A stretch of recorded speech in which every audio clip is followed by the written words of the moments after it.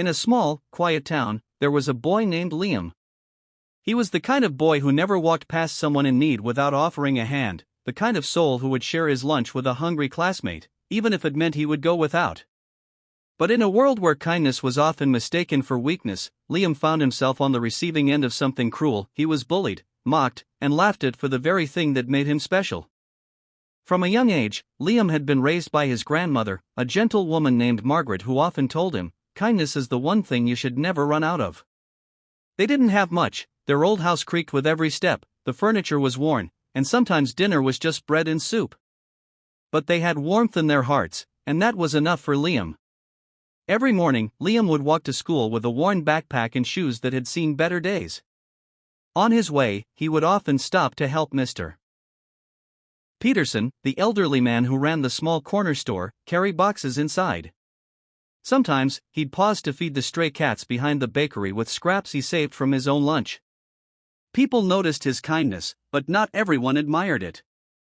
At school, a group of boys led by Jason, the tall, athletic kid everyone seemed to fear, saw Liam as an easy target. "Hey, charity boy," Jason would call out, pushing Liam's books out of his hands. "Saving the world again, are we?" The other boys would laugh, and Liam, clutching his books, would quietly walk away.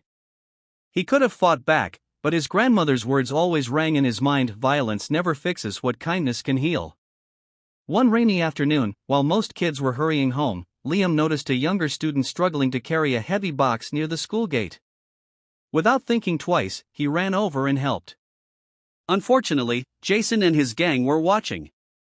"Look at him," Jason sneered, "teacher's pet and town charity worker all in one." They splashed a puddle of muddy water all over Liam's clothes before walking away laughing. The younger student thanked him shyly, but Liam's heart felt heavy. He didn't understand why helping others brought him so much ridicule. Days turned into weeks, and the bullying continued. Sometimes it was cruel words whispered in the hallways, other times it was shoving him against lockers. But Liam never stopped being kind. If someone dropped their pencil, he picked it up. If someone was alone during lunch, he sat with them. He didn't realize it, but there were quiet eyes watching him, eyes that saw more than the bullies ever could.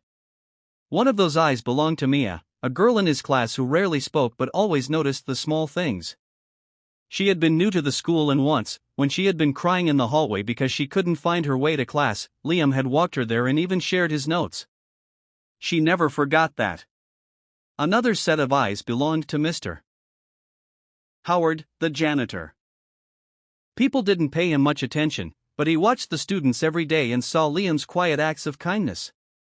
One cold winter morning, the air biting with frost, Liam was walking to school when he saw a man lying near the bus stop. His face was pale, his clothes thin, and he was shivering. Most people hurried past, not wanting to get involved, but Liam's heart wouldn't let him ignore it. He took off his own scarf and wrapped it around the man, then went into the bakery and bought a hot drink with the little money he had. "Thank you," the man whispered, tears in his eyes. Liam didn't ask for anything in return, he just made sure the man was safe and continued to school, arriving late and soaked from the cold. Unfortunately, being late earned him another round of mockery from Jason. "What happened, hero? Save the world again?"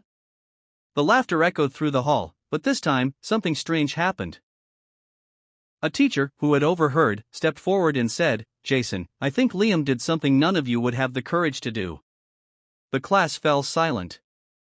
Liam didn't explain himself, but inside, he felt a small flicker of pride. The turning point came 2 weeks later. Jason's younger brother, Evan, was a shy, quiet boy who often stayed away from trouble. One afternoon, while Jason was at football practice, Evan tripped in the schoolyard and spilled his books everywhere. A group of kids began making fun of him. Before Evan could even react, Liam was there, helping him pick up his books and offering him a smile. "You okay?" Liam asked. Evan nodded, surprised by the kindness. That evening, Evan told Jason about it. "Liam's not bad, you know. He helped me today." Jason brushed it off, but somewhere deep down, the words stayed with him. Then, the event that changed everything happened. It was a Friday afternoon, the school buzzing with the excitement of the weekend ahead. Jason and a few friends decided to skip the last class and head out early. As they crossed the main road, a car came speeding around the corner. Jason didn't notice it until it was too late, but Liam did. Without thinking, Liam sprinted forward, pushing Jason out of the way just as the car screeched past. Both boys tumbled onto the sidewalk, breathless. For a moment, there was silence. Jason looked at Liam, his eyes wide. Why would you do that?" he stammered. Liam shrugged, still catching his breath. Because it was the right thing to do. Word spread quickly through the school. The boy who had been mocked for his kindness had just saved the life of his biggest bully.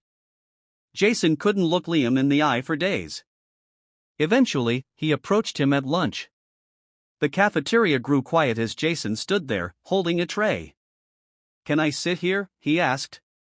Liam nodded slowly. Jason sat down and, after a long pause, said, "I'm sorry for everything. I was wrong about you." Liam didn't gloat or bring up the past, he simply smiled and said, "It's okay." From that day on, things changed. Jason stopped mocking Liam and even stood up for him when others tried to. The bullying faded, replaced by a strange kind of respect. People began to notice what Liam had been doing all along. His kindness wasn't weakness, it was strength. Weeks later, during a school assembly, the principal called Liam up to the stage. "We talk about leadership, bravery, and character," she said, "but sometimes those qualities come in quiet forms. Liam has shown us that being kind, even when it's hard, is one of the bravest things you can do." The room erupted in applause, and Liam, though shy, felt his heart swell. Life didn't suddenly become perfect, there were still challenges, still moments of doubt, but Liam's story began to inspire others. Students started helping one another more. Even Jason began joining Liam in small acts of kindness around the school. The boy who was once laughed at became the boy everyone admired. And then, one spring afternoon, Liam was walking home when he saw the same man he had helped months ago by the bus stop.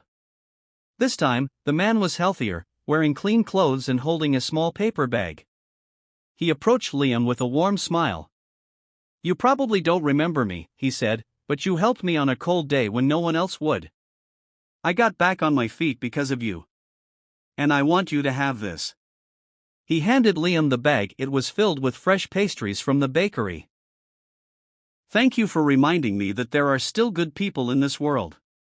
Liam took the bag, his eyes misty. He realized that kindness had a way of circling back, sometimes when you least expected it. His grandmother was right, kindness was something you should never run out of. And now, he knew, it was something worth fighting for. This is not just a story about a boy named Liam. It's a reminder that what the world calls weakness may actually be the strongest force we have. Kindness may be quiet, but it echoes farther than cruelty ever could. And sometimes, it's the very thing that changes hearts, one act at a time.